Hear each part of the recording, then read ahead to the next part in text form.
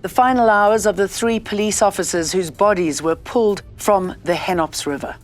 Because all of us I knew in this thing was messy. Sorting out the mess, third time lucky. A new budget will be delivered on the 21st of May.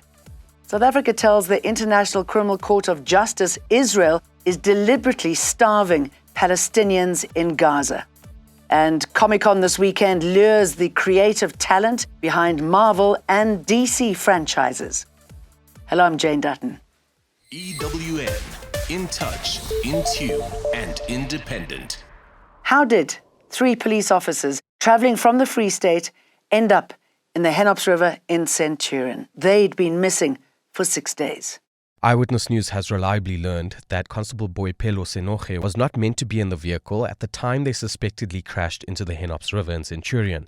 Senoge, a member of Visible Policing in the Free State, was on leave but chose to accompany crime intelligence members Sebekulu Linda and Gemogetswe Base on their deployment to Polokwane. It's alleged that Senoge and Linda were romantically involved. They departed the Free State just before 10 p.m. on Thursday last week. Through investigations, they were tracked to 2 petrol stations, one in Bloemfontein and the other in Gauteng. They passed 3 e-toll gantries in Gauteng just before 2 a.m. on Friday morning, April 25th. Their vehicle tracking and cell phone signals were last picked up near Shell Ultra City in Midrand. About 10 kilometers away, their vehicle is believed to have plummeted into the Henops River on what is understood to have been a morning of wet weather conditions. Arun Singh, Eyewitness News.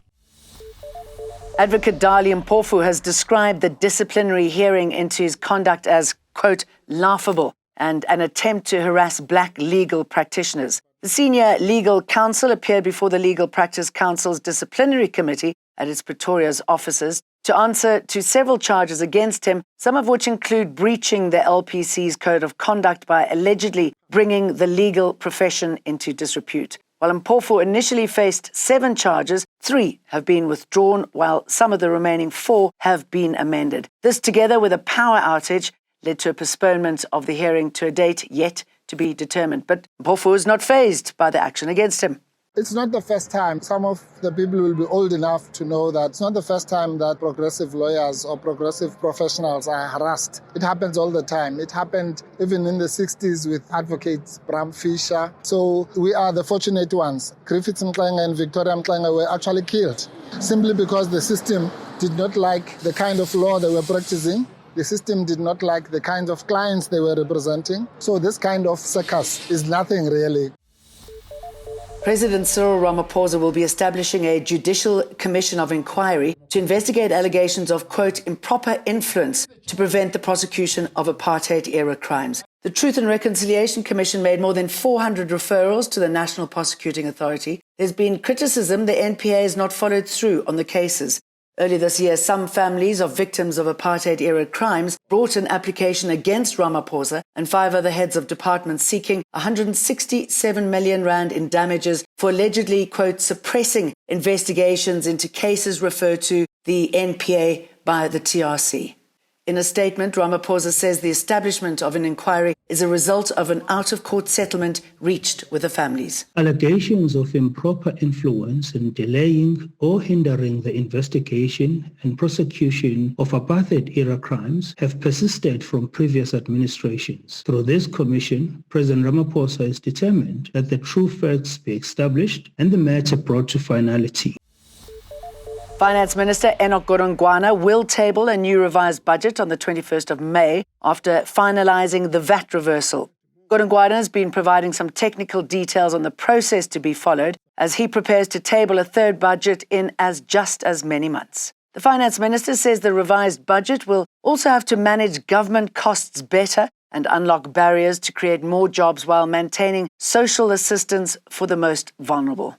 The challenges ahead are serious but not insurmountable.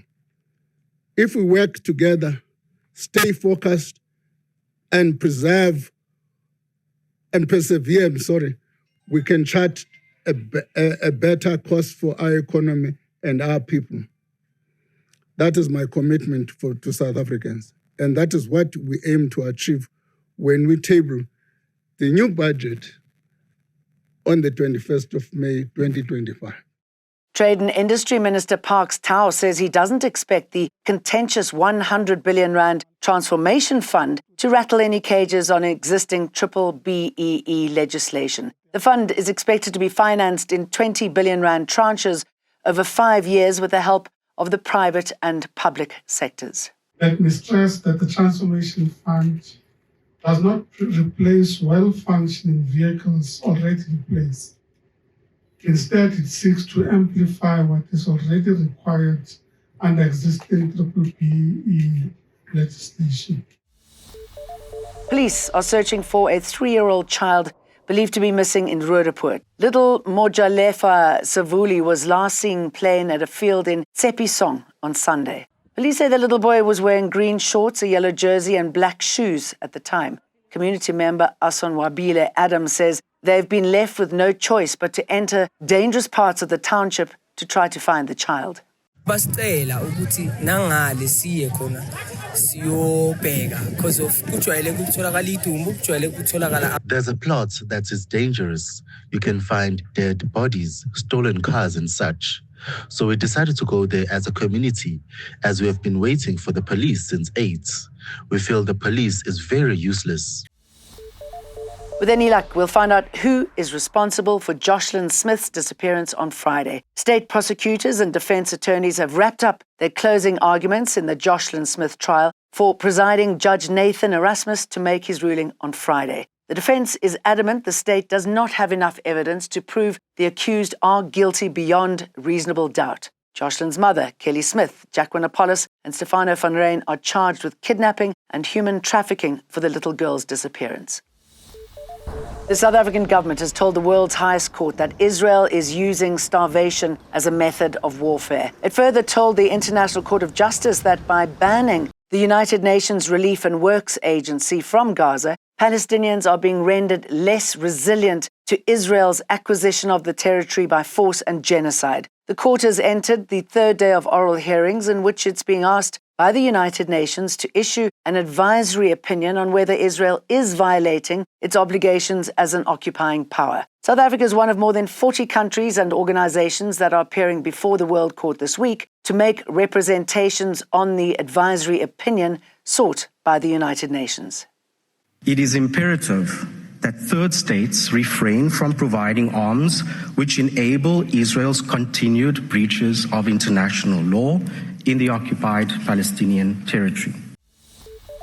The DA has opened a criminal case against the city's Joburg's acting chief operating officer, Helen Buertes, for her alleged involvement in financial mismanagement that led to 18 million rand in fruitless and wasteful expenditure. This is on the back of an investigation by the SIU linking Buertes to the irregular awarding of a contract in 2021 to provide cleaning and sanitation services to the Johannesburg Property Company. While Buertes was the JPC's CEO at the time, the SIU's probe found she allowed ordinary staff members to negotiate procurement contracts.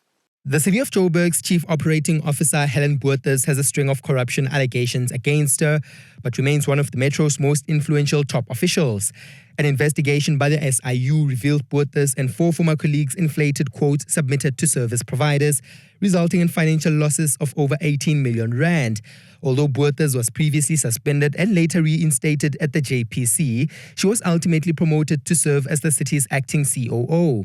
Blenda Kaiser Chozonjoku, the DA's leader in Johannesburg, is hoping the criminal case opened against Buertes will bring some measure of accountability. We have formally requested that this matter be escalated to the Hawks and the National Prosecuting Authority. The Mpofu Commission of Inquiry also named Buertes as one of the officials who must be held accountable for the Usindiso building fire.